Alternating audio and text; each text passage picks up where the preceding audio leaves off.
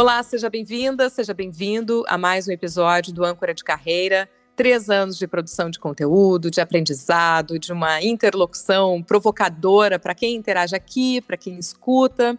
Segue no Insta, @podcast.âncora de carreira e olha tudo que já passou por aqui e quem já passou por aqui. Como experiência não envelhece, os áudios seguem válidos.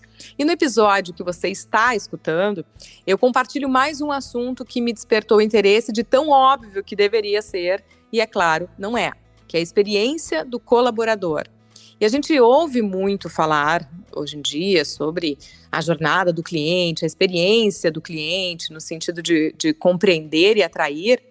Por outro lado, tem se falado bastante em apagão de talentos, em altos índices de pedido de demissão, chegando aí a patamares históricos desde a pandemia. Ou seja, tem muita gente repensando onde quer passar os seus dias. Então, para mim, fez muito sentido pensar nessa experiência do colaborador. E muito provavelmente você que está escutando está numa dessas condições, de quem tem colaboradores ou é colaborador, ou ainda é um colaborador de uma organização liderando outros colaboradores. E por que olhar para a experiência do colaborador?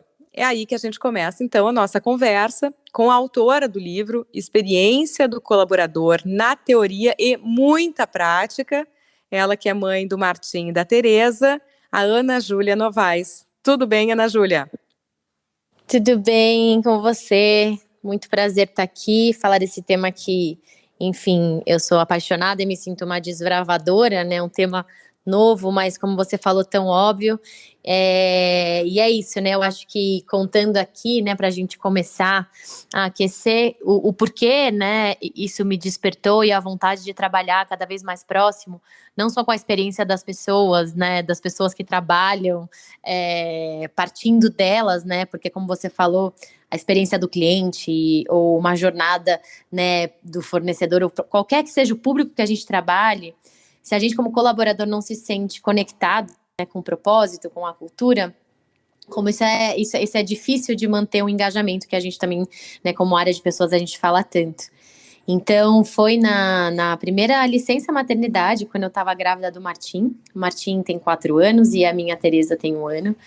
Que eu vivi uma experiência do trabalho completamente desconectada né, do que eu imaginava, né, de cuidado, de preparo da liderança para receber, né, de equidade de gênero, de relações nos processos, às vezes em coisas muito simples, e que eu voltei muito decidida a trabalhar incansavelmente como, né, mexe em coisas simples, às vezes, dos processos, né, do como a gente opera, de como a gente cuida das pessoas, a partir, né, do meu trabalho. E foi aí que eu comecei a desenhar e me aproximar do tema de experiência do colaborador.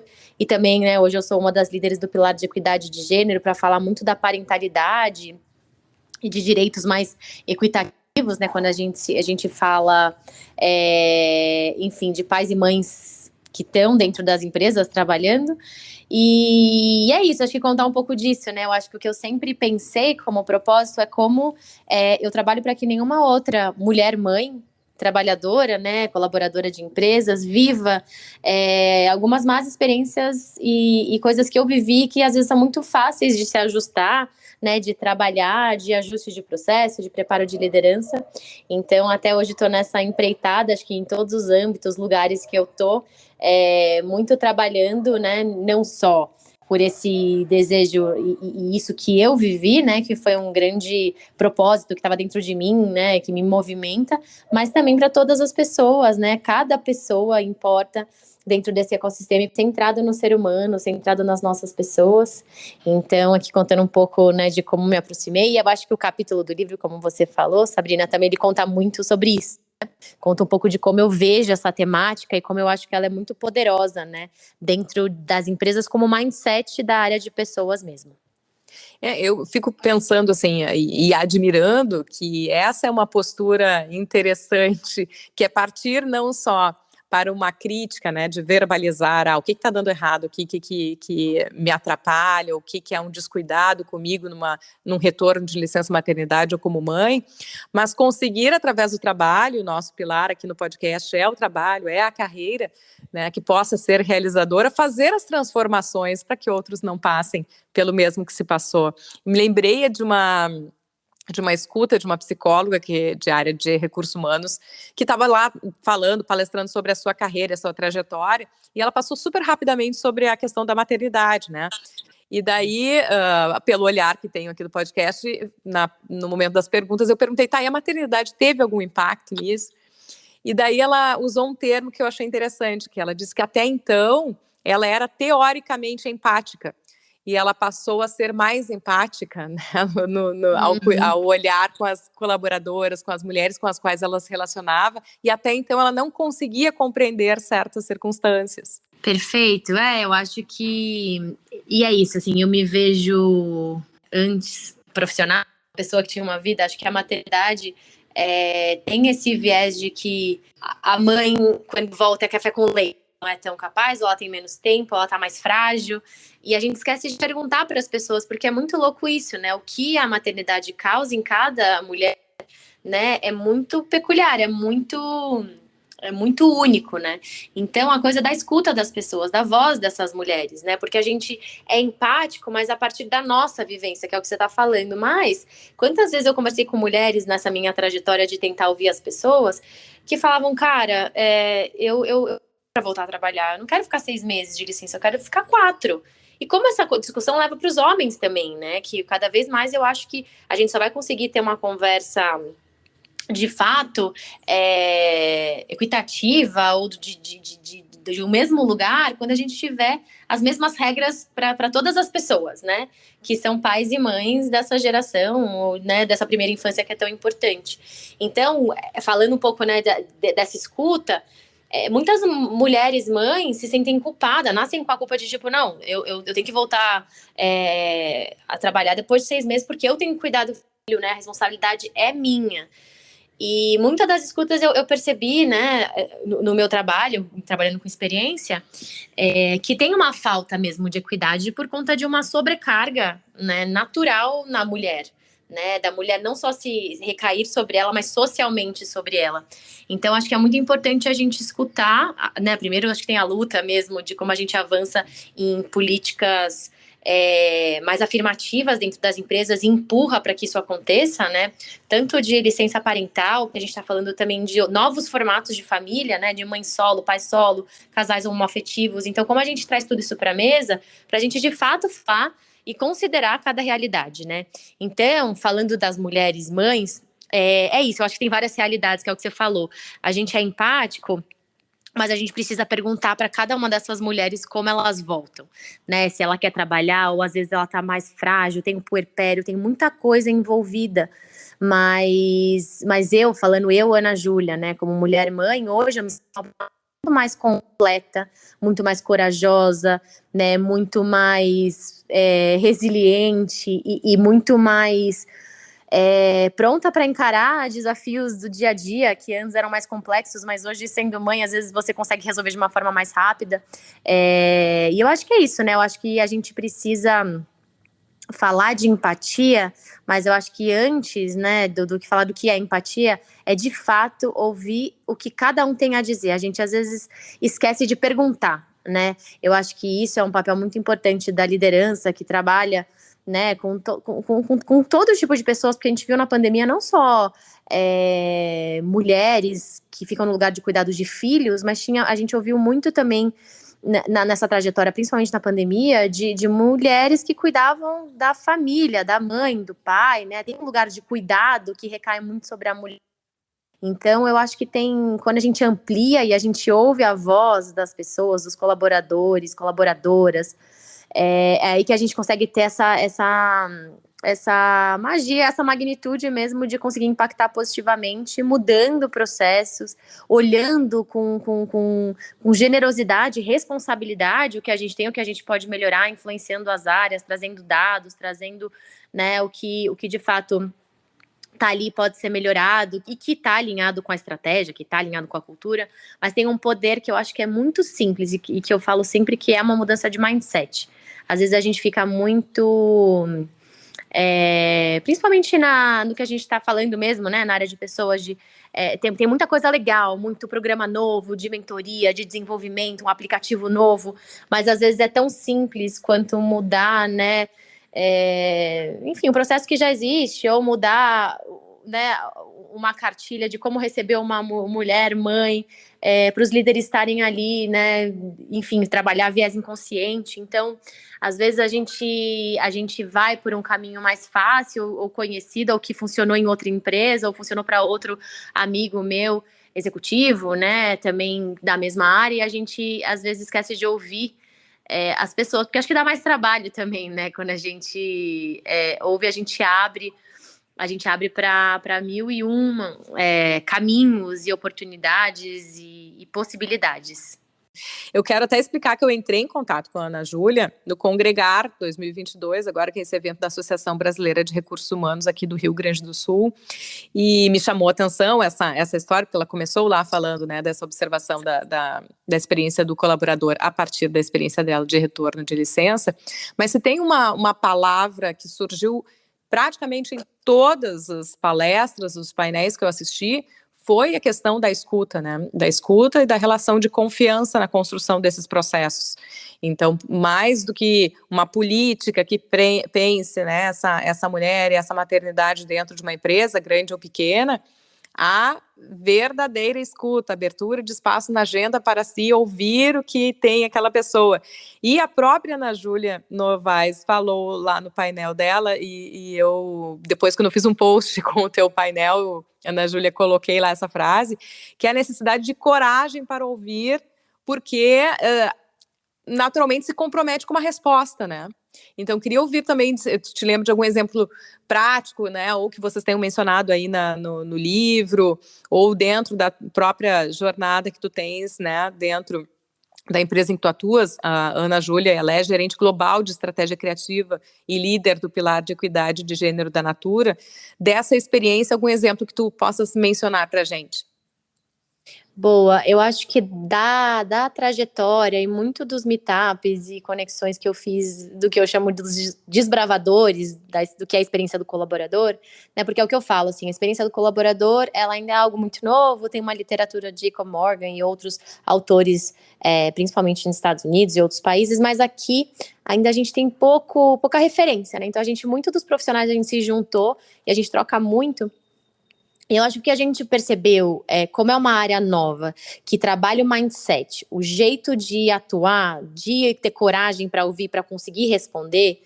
O que eu percebi, principalmente, né, em todas o que eu tenho de amigos que trabalham na área, do que eu já trabalhei, é que é muito importante a transparência. Né? A transparência nos processos e de não criar expectativa, mas não ter o retorno. Então, a gente faz pesquisa em profundidade, grupos focais, né? Pesquisas que a gente faz com surveys mesmo, assim, mas qual que é o objetivo? E o que deu muito certo, na minha experiência, é de fato retornar para essas pessoas. A gente vai começar atuando por aqui, porque esse é o principal detrator da experiência. A gente viu que está precisando atuar, né, nessa variável. Então, na pandemia, algo que acho que algumas empresas fizeram e a gente fez e que foi muito legal, foi que a gente percebeu que, dado o contexto de enfim, pontos de experiência, de que a gente precisava olhar, né, da jornada, desde do candidato até, de fato, a saída, a gente fez um trabalho super robusto e de um dia para o outro a pandemia veio e mudou toda essa lógica, né? Então é uma área também que atua rápido, uma área de inovação, a gente precisa agir rápido. E aí, né, nessa empreitada, a gente percebeu que uma das principais variáveis na pandemia, principalmente para públicos administrativos que de repente estavam em casa, acho que são dois exemplos, né? Acho que um, óbvio, era a coisa da ergonomia. Então, como a gente criativamente falou, cara, vamos dar cadeira do escritório, articula com essa área, entrega a cadeira. Você vê que o INPS, né, o Employee Network Promoted Score, ele aumenta, você vai falando, gente, a gente entregou a cadeira porque a gente percebeu que isso era um ponto que estava, né, precisando e que a gente sabe que estando em casa a gente não está preparado, então tem aqui a cadeira do escritório.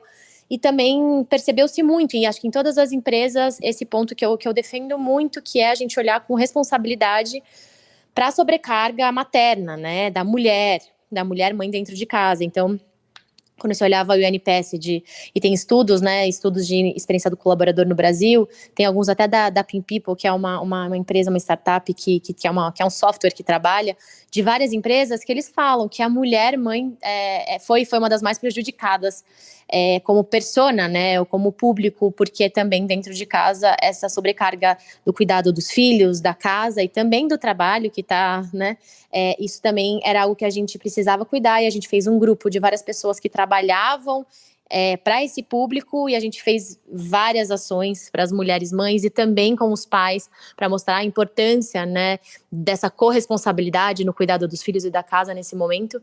Enfim, e daí a gente sempre trouxe essa resposta falando, a gente fez isso, a gente ainda não fez aquilo, mas a gente está trabalhando para aquilo também, né? Que público que a gente começou, qual foi a estratégia, e contar isso, fazer eventos falando do que a gente estava fazendo, como a gente estava fazendo.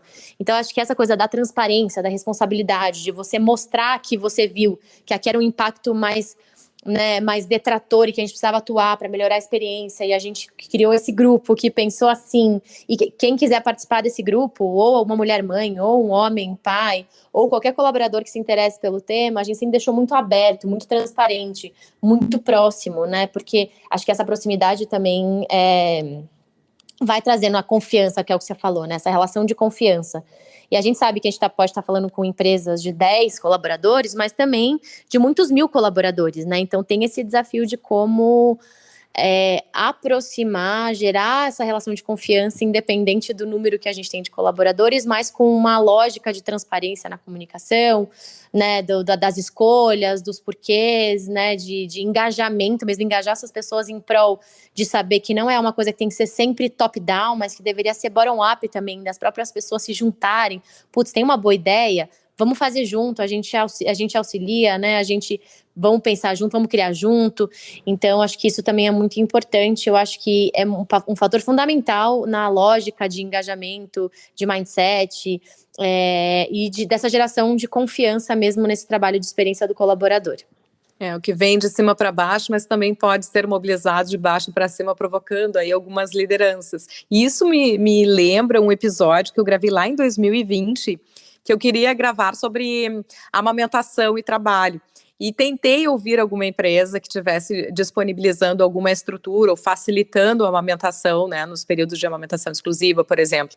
E eu não consegui, eu ouvi uma especialista, me indicaram algumas empresas que já tinham alguma estrutura e ninguém quis falar. E eu senti que havia mais do que uma indisponibilidade de agenda, um receio de como isso seria tratado, talvez até porque eu vinha de uma empresa jornalística, de que fosse ter um viés crítico, né?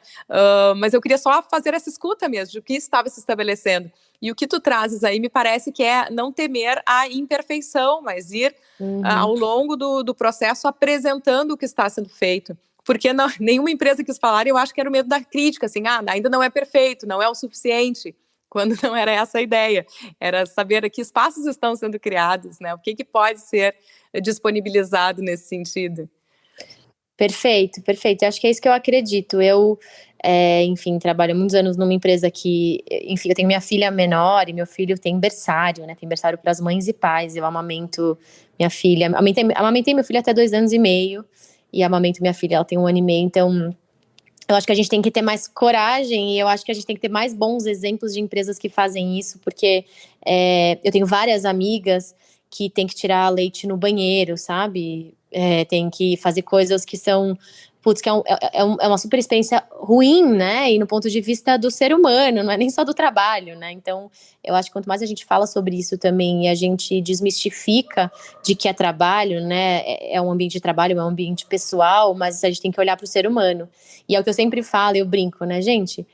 Cuidar da primeira infância é cuidar do futuro consumidor, né? Nenhuma empresa vai ter vida longa se a gente não cuidar das nossas crianças de um jeito responsável. E a amamentação faz parte disso, né? É um tema público, privado, né? Social. Então, assim, a gente precisa ter coragem também. Acho que como enfim, colaboradores e executivos da área de pessoas ou não também, que é o que eu falo, né?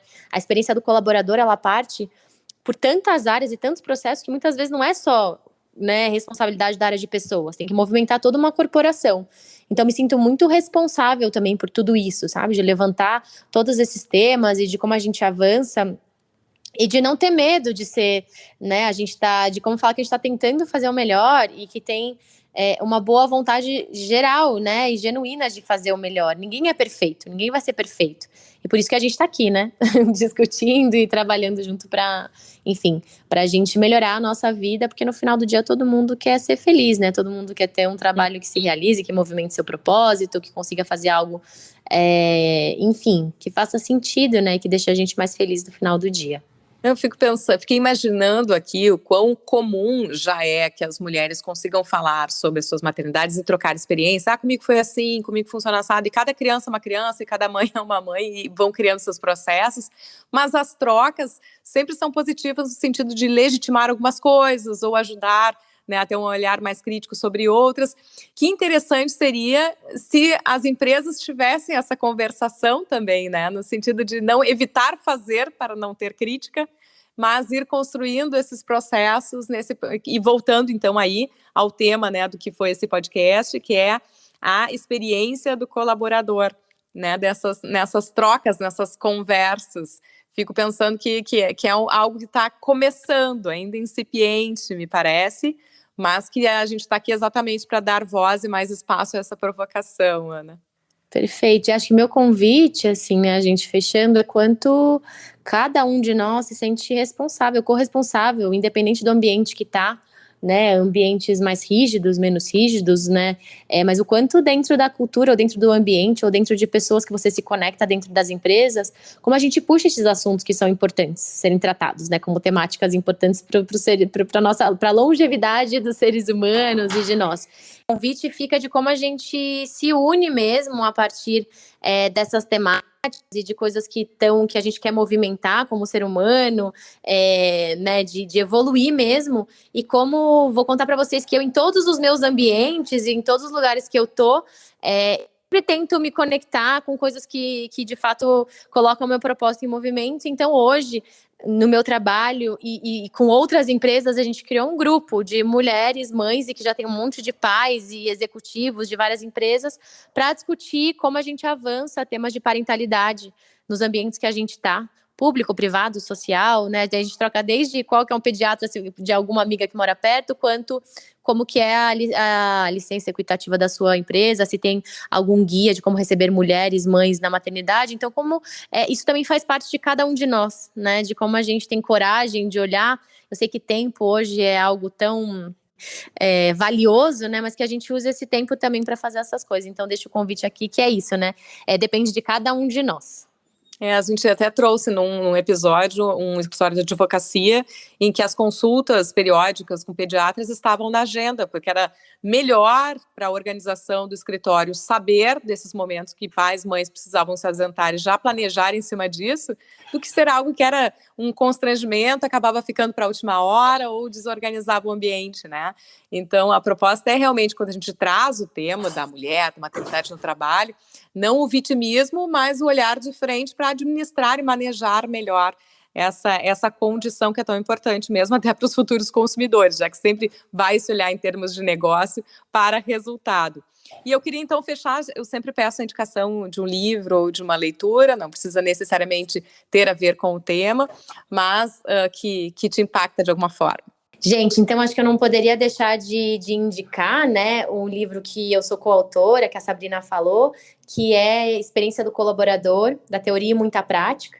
Então tem, para vocês que estão interessados no tema, são várias pessoas que estão desbravando o tema aqui no Brasil, e é um livro super rico, que eu leio, releio, volto. Então deixo aqui também um convite para ler, e para vocês que lerem meu capítulo também, vêm conversar comigo, deixo, né, no LinkedIn para me procurar, para a gente continuar trocando e continuar evoluindo.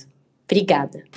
Ana Júlia Novaes, agradeço muito a tua disponibilidade. Eu que abordei a Ana Júlia logo depois do seu painel lá no Congregar, e ela foi super receptiva, acolheu a proposta de gravarmos sobre o assunto e cá estamos. Muito obrigada por essa disponibilidade de troca e de compartilhamento de ideias.